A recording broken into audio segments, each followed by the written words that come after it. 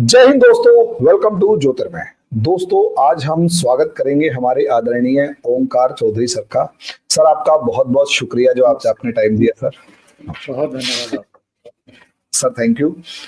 जब कोई senior personality हमारे सामने होते हैं और उनसे ज्ञान अगर मिल रहा हो तो बहुत ज्ञान के सागर के साथ बात करने का आनंद अलग है। उसके लिए बहुत बहुत आभारी सर, आपने टाइम दिया। अब एक टॉपिक है सर, पिछले एक हफ्ते को यानी 5 अगस्त से अगर हम उठाकर सिचुएशंस को देखें, 5 अगस्त से लेकर आज 10 अगस्त है। इन 5 दिनों में एकदम से जो या तो खुलासे हो रहे हैं या तूफान मचा हुआ है वो अलग। बांग्लादेश जिस तरीके से 5 दिन में बदला और बांग्लादेश के अंदर एंटी हिंदू जो रायट्स थे वो खड़े हुए। विपक्ष की एक चुभने वाली चुप्पी बहुत खतरनाक। हिंदू वहां पर मंदिर तोड़े जा रहे हैं, हिंदुओं के साथ महिलाओं के साथ बलात्कार हो रहा है, सब कुछ उजाड़ा जा रहा है। यहां पर एक बहुत ही घातक चुप्पी जो विपक्ष की है। पहली बार 10 साल में मोदी जी को हिंदू शब्द का इस्तेमाल करके ट्वीट करना पड़ गया।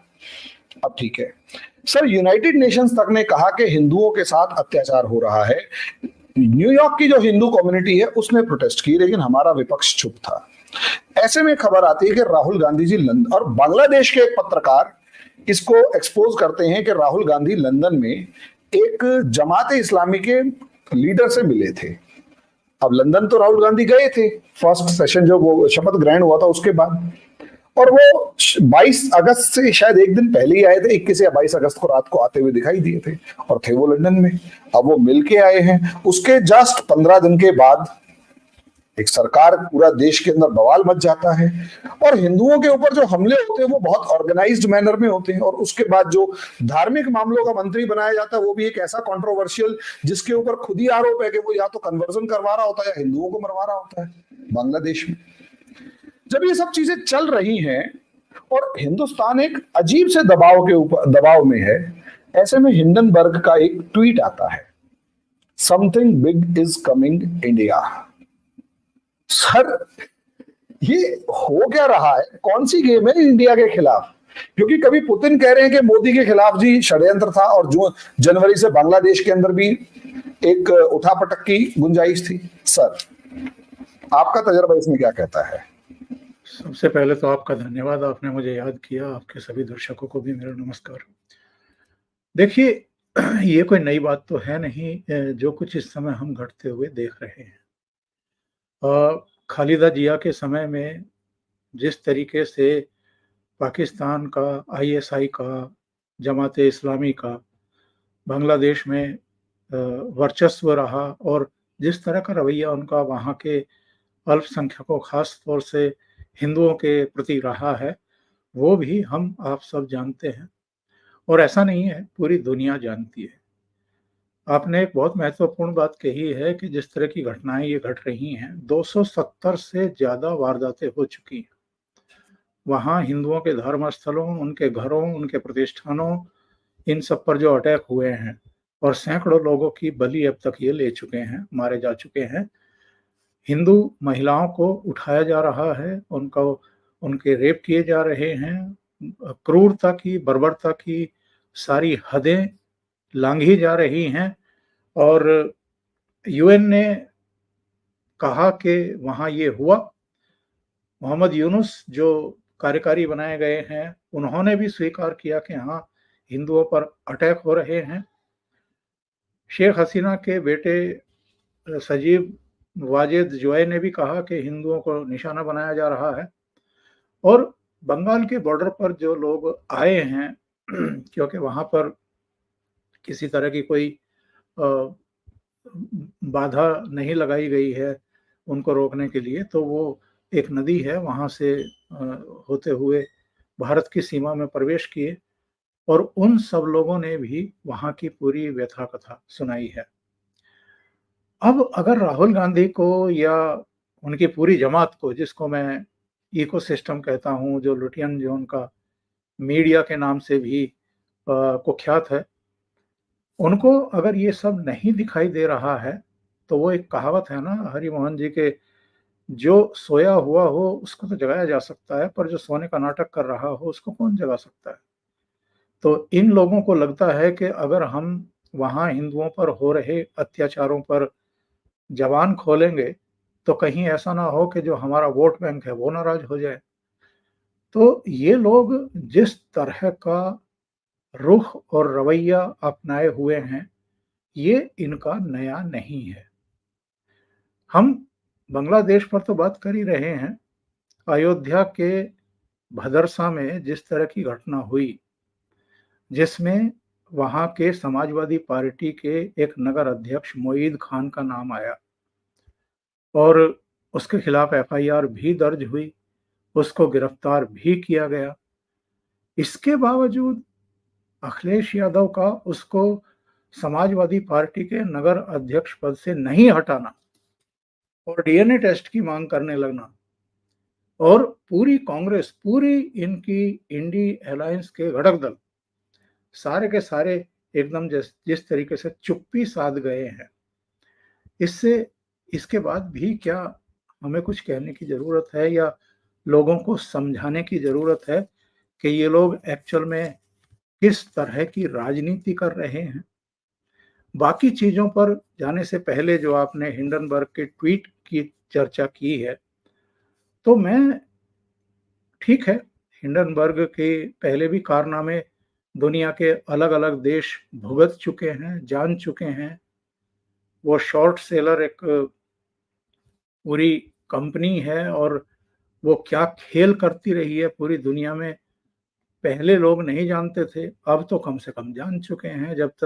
जब वो अडानी वाला जो है पूरा किस्सा हुआ था और उसमें अमेरिका की एजेंसी ने भी जाँच कर ली, हमारी सेबी ने भी जाँच कर ली, हमारी सुप्रीम कोर्ट के आदेश पर वो जाँच पड़ताल हुई और सबको पता है कि साहब वो हिंडनबर्ग का जो भी प्रोपेगेंडा था, वो क्यों था और किसके इशारे पर था। ज़ाहिर है जॉर्ज सोरोस का जो भारत के प्रति या जो जहाँ-जहाँ दुनिया में अस्थायी और राष्ट्रवादी सरकारें हैं, उनके प्रति जो रवैया रहा है और जिस तरह की हरकतें होती रही हैं, उनके बिहाफ़ पर या उनके पुश करने पर या उनके षड्यंत्र के आधार पर वही हिंडनबर्ग ने तब की थी।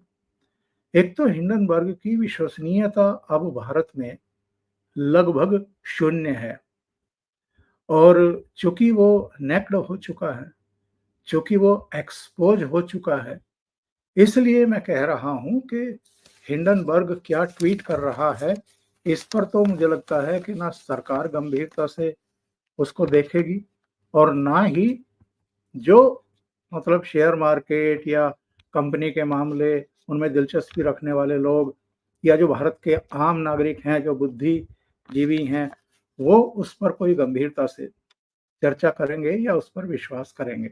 लेकिन इस तरह की जब हरकतें हो रही हों और एक आध जगह से नहीं, कई तरफ़ा हो रही हों, चौतरफ़ा हो रही हों, तब सजग हो जाने की ज़रूरत है, चौकन्ना हो जाने की ज़रूरत है। और अगर ये सारी चीज़ें एक साथ घट रही हैं, बांग्लादेश में शेख हसीना सरकार का तख्ता पलटा जाता है, उनको अपने प्राण बचाने के लिए सेना के हेलीकॉप्टर में, विमान में भारत में आकर के शरण लेनी पड़ती है और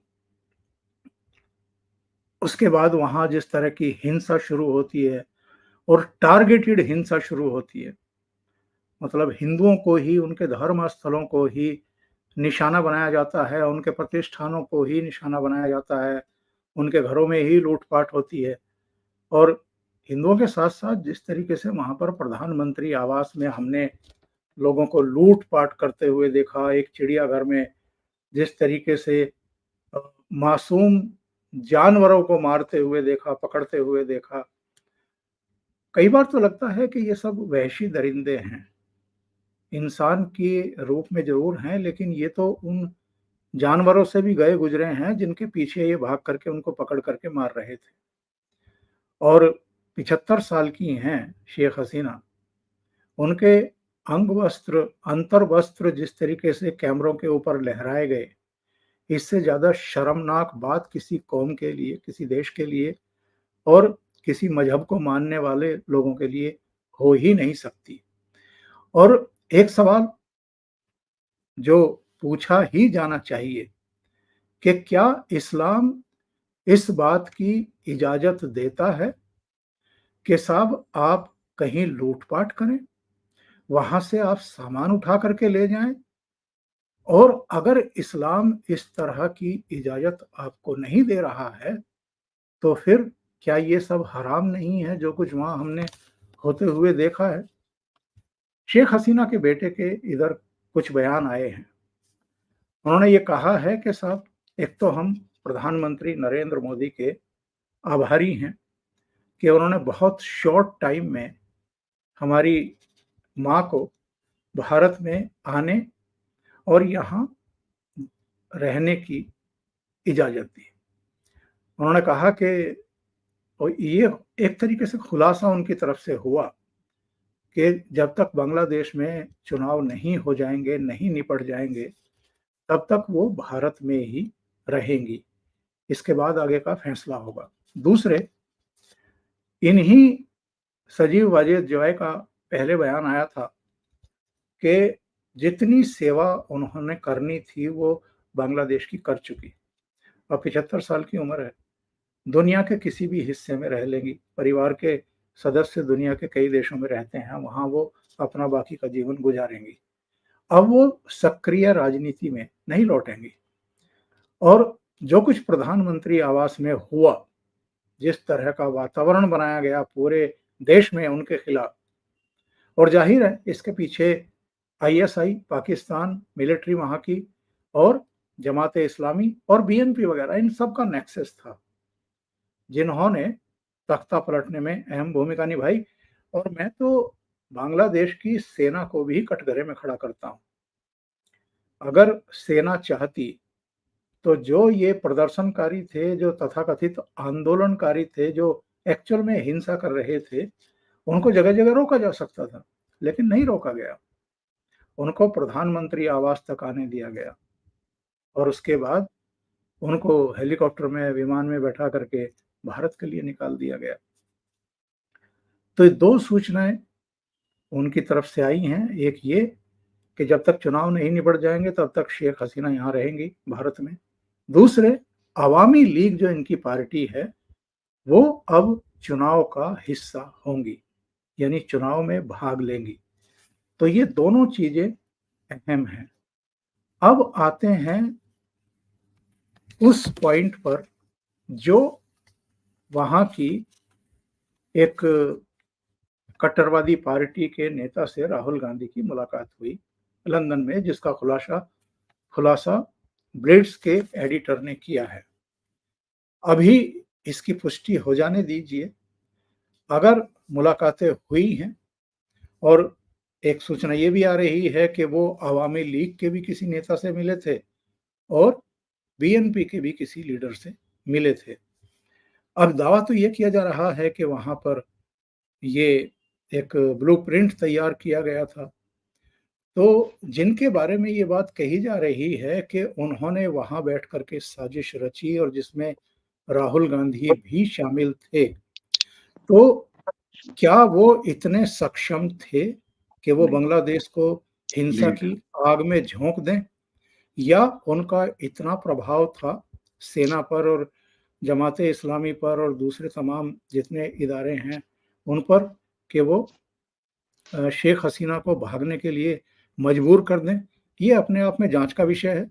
लेकिन अगर हम यहाँ की सारी गतिविधियों को देखें, ये हमें याद रखना चाहिए कि जब से नरेंद्र मोदी ने तीसरी बार प्रधानमंत्री पद की शपथ ली है, ये लोग अभी भी उनको पीएम के तौर पर लेजिटिमेट करने को तैयार नहीं हैं, उनको प्रधानमंत्री के रूप में स्वीकार करने को तैयार नहीं हैं। जिस तरह की अराजकता पार्लियामेंट के बाहर, पार्लियामेंट के भीतर, लोकसभा में स्पीकर के खिलाफ और राज्यसभा में सभापति के खिलाफ की जा रही है, उससे भी ये पता चलता है। और पूर्व प्रधानमंत्री एचडी देवेगौड़ा ने अपने वक्तव्य में कहा है, शिवराज चौहान ने भी कहा है कि ये लोग देश को अराजकता की तरफ ले जाना चाहते हैं, ये मोदी सरकार को अस्थिर करना चाहते हैं। तो सलमान खुर्शीद के, मणिशंकर अय्यर के और इन्हीं के एक और नेता सज्जन वर्मा के जिस तरह के बयान आए हैं, सोशल मीडिया पर जो इनका पूरा इकोसिस्टम है, वो जिस तरह के बयान दे रहा है, जयराम रमेश जिस तरीके से लगातार बार-बार बायोलॉजिकल प्राइम मिनिस्टर, एक तिहाई सरकार, इस तरह की बातें करके प्रधानमंत्री को अपमानित कर रहे हैं, स्पीकर को अपमानित कर रहे हैं, सभापति को अपमानित कर रहे हैं, उससे ये पता चलता है कि ये यहाँ भी एक ग्राउंड तैयार कर रहे हैं। तो अगर राहुल गांधी लंदन में किसी से मिले और उसके बाद बांग्लादेश में ये हिंसा हुई और तख्ता पलट हुआ, तो इस खबर को भी हम हल्के से नहीं ले सकते, क्योंकि यहाँ भी जिस तरह से सलमान खुर्शीद ने कहा कि भीतर ही भीतर कुछ चल रहा है, हो सकता है आपको जम्मू कश्मीर सामान्य दिखाई दे, हो सकता है दिल्ली में सब कुछ सामान्य दिखाई दे। मैंने तो अभी मैं देख रहा था, रजा मुराद का एक बयान देखा। उन्होंने सलमान खुर्शीद और मणिशंकर अय्यर के बयान की कड़े शब्दों में निंदा की और उन्होंने कहा कि भूल जाइए कि भारत में ऐसा हो सकता है। भारत की सेना भी अनुशासित है, यहाँ के लोग भी इस तरह की किसी चीज को, किसी हरकत को पसंद नहीं करेंगे। उन्होंने एक और नसीहत दी है, उन्होंने कहा है कि जो प्रधानमंत्री बनता है वो किसी पॉलिटिकल पार्टी का नहीं होता है, वो देश का होता है। प्रधानमंत्री का सम्मान किया जाना चाहिए। उन्होंने खास तौर से शेख इनका जो वहां से अपदस्थ की गई हैं शेख हसीना, उनके प्राइम मिनिस्टर आवास का घटनाओं का उल्लेख किया है। उन्होंने कहा कि वो 75 साल की हैं और जिस तरीके से उनके अंतर वस्त्रों को कैमरे के सामने प्रदर्शित किया गया, इससे ज्यादा शर्मनाक घटना कोई हो नहीं सकती है। कोई भी प्रधानमंत्री है, आप उसके विचारों से असहमत हो सकते हैं, उसकी नीतियों से असहमत हो सकते हैं, लेकिन पूरे देश को उसका सम्मान करना चाहिए। तो जो घटनाएं इस समय चल रही हैं, वो मोटे तौर पर ये परिदृश्य मुझे बनता हुआ दिखाई दे रहा है।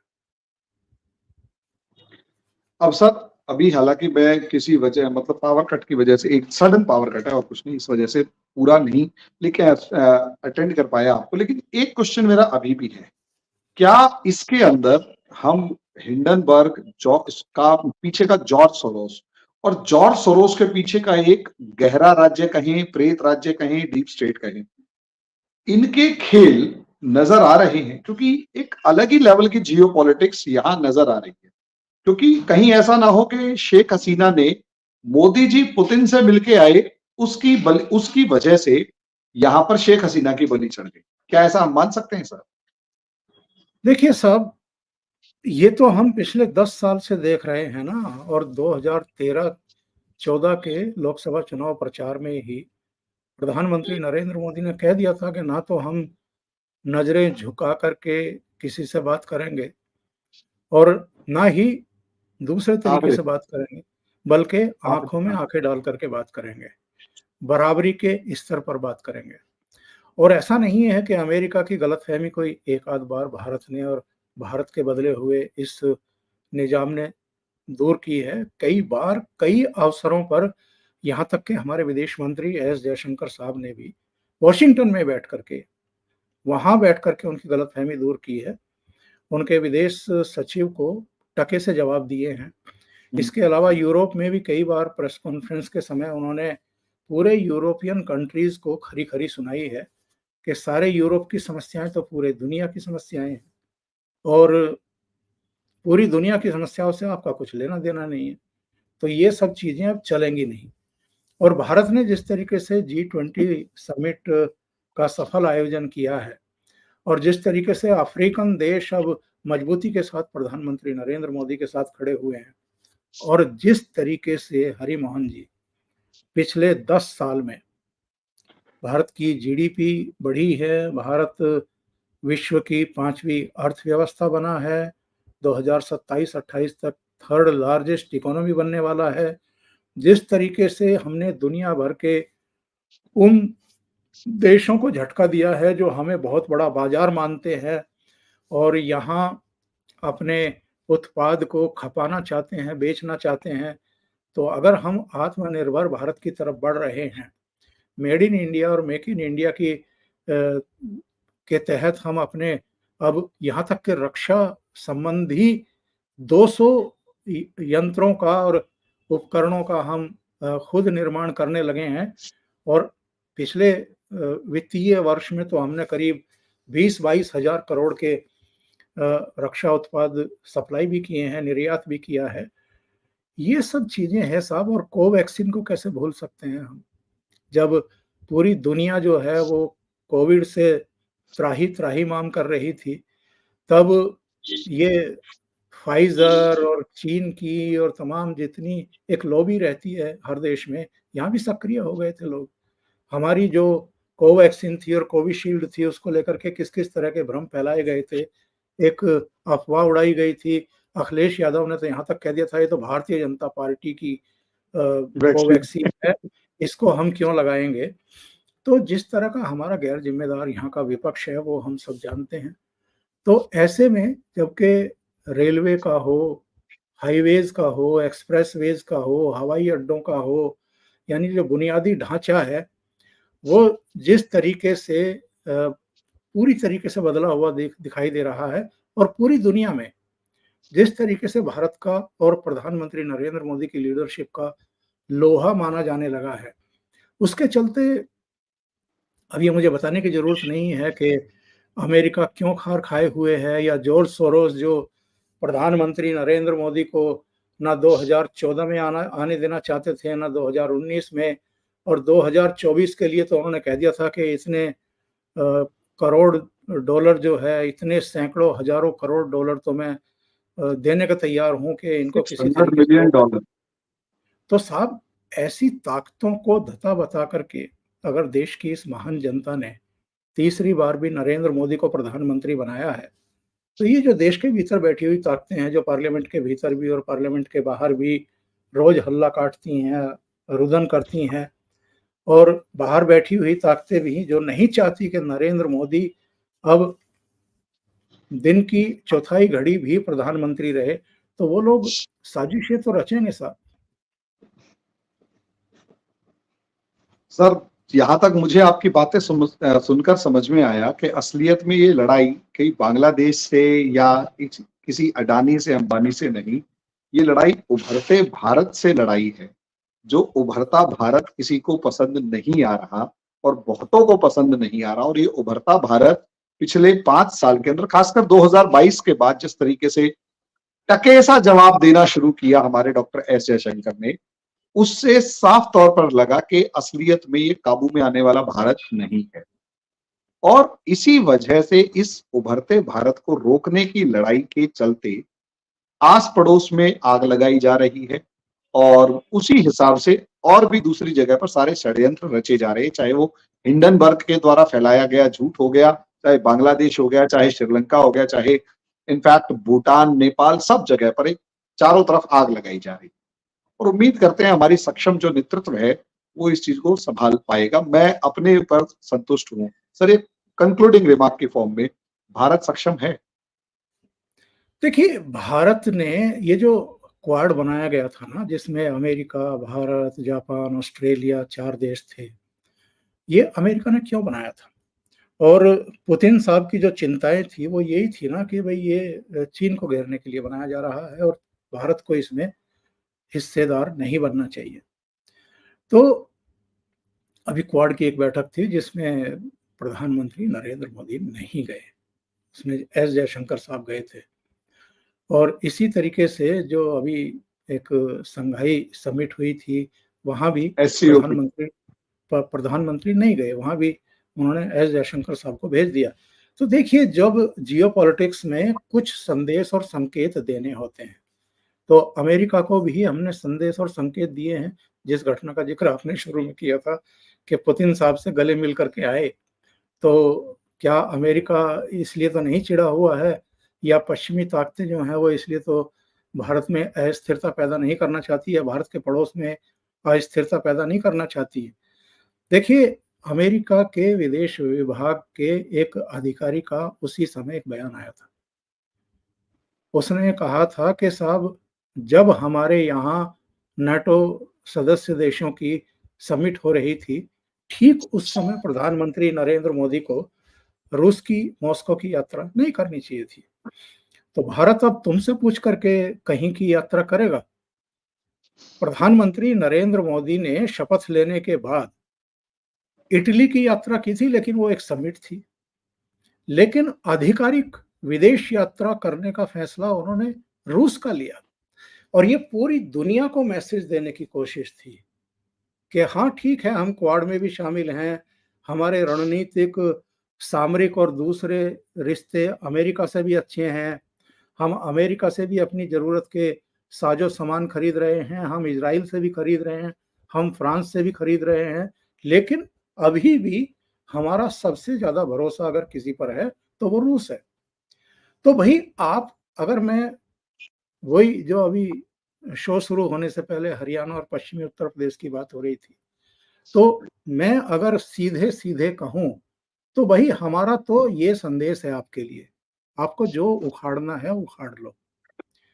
बहुत सीधी-सी बात। हाँ, मतलब जो करना है आप कर लो। तो हमारे रिश्ते अगर रूस के साथ भरोसेमंद हैं, और अलग-अलग युद्ध काल में अगर सबसे ज़्यादा साथ किसी ने भारत का दिया तो वो रूस है। 71 की लड़ाई में भी जब अमेरिका ने पैर पसारने शुरू किए थे तो रूस का ही बेड़ा आ गया था उसका मुकाबला करने के लिए। तो आपकी प्रॉब्लम है कि आप पूरी दुनिया को एक चश्मे से देखने के आदी रहे हैं।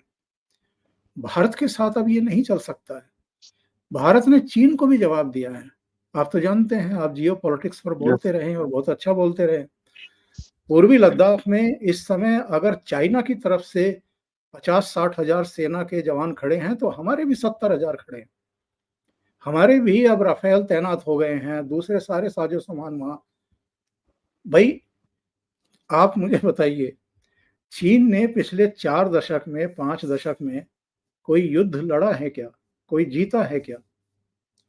हमने तो जितने युद्ध लड़े हैं, हमने तो जितने युद्ध लड़े हैं 62 का, वो भी नेहरू की गलतियों की वजह से हम हारे थे, वरना हमने सारे युद्ध जीते हैं। तो जो हमारी सेना की उपलब्धियां हैं वो तो हमें बताने की जरूरत नहीं है, वो तो इतिहास की पुस्तकों में दर्ज है। और चीन भी जानता है कि वो जो टैक्टिस अपनाता है बंदर घुड़की वाली, कि सामने वाला शायद डर जाए, तो उसमें तो भारत आने वाला नहीं है। भारत की सारी तैयारियां हैं। तो पहले तो ये होता था ना 2014 से पहले के पिकनिक पर जहां तक भी चाहे चीन के सैनिक घुस आते थे, कभी-कभी वहीं रुक जाते थे, कभी वापस चले जाते थे, कभी जमीन को कब्जा कर बैठ जाते थे। ये 2014 के भी बाद ये सारे किस्से कहानियां शुरू हुई कि साहब आज पूर्वी लद्दाख के उस पॉइंट पर झड़प हुई है, आज उस पॉइंट पर झड़प हुई है, क्योंकि हमारी सोच, हमारी अप्रोच और जो हमारा निजाम था, जो हमारा प्रधान था, वो बदल चुका था। उसकी सोच बदल चुकी थी। बहुत लोग कहते हैं जी वो शी जिनपिंग को बुला करके झूले पे झुलाया। हाँ, झुलाया, सम्मान दिया, पर इसका मतलब ये थोड़ा है कि भारत उनकी गोद में बैठ गया है। अगर वो बीजिंग जाकर के बदतमीजी करेंगे तो फिर उनको वैसा जवाब दिया जाएगा। तो ये एक्चुअल में क्या है कि जो बदला हुआ भारत है, इसको ये लोग पचा नहीं पा रहे हैं, देश के भीतर वाले भी और देश के बाहर वाले भी। और अभी तो प्रधानमंत्री ने कहा था कि शपथ ग्रहण के जो 6 महीने होंगे वो थोड़ा राजनीतिक भूचाल वाले होंगे। तो हम तो इंतजार कर रहे हैं मोदी जी का कि वो भूचाल कब शुरू होंगे। मुझे लगता है कि फिर इनको दूसरे तरीके के दौरे पड़ने शुरू होंगे। तो विपक्ष को अब दौरे पड़ने वाले हैं। मुझे ऐसा लगता है कि हम इसी नोट के साथ इस डिस्कशन को अभी विराम देते हैं कुछ देर के लिए। उम्मीद करता हूं सर आगे भी आपसे ऐसे ही टाइम मिलता रहेगा। धन्यवाद। जरूर। मेरे चैनल ज्योतिर्मय और सर के चैनल ओसीएन नेटवर्क, जिसपे सर अपना पूरा कंटेंट जबरदस्त लेवल पर डालते हैं, दोनों को लाइक करें, सब्सक्राइब करें, शेयर करें, बेल आइकन जरूर दबाएं। सर थैंक यू, बहुत बहुत शुक्रिया सर। बहुत धन्यवाद आपका।